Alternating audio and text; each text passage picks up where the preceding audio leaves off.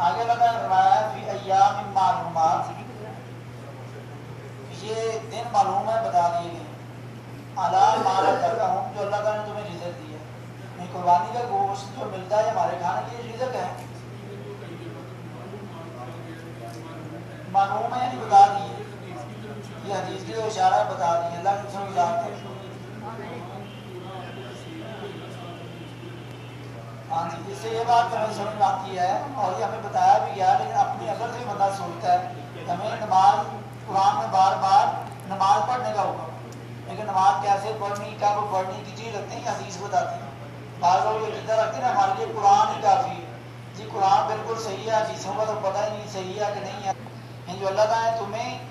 رزق دیا ہے جن میں سے تم نے قربانی کرنی ہے وہ بہیمۃ الانعام، پالتو جانور، جو اونٹ ہے، گائے ہے،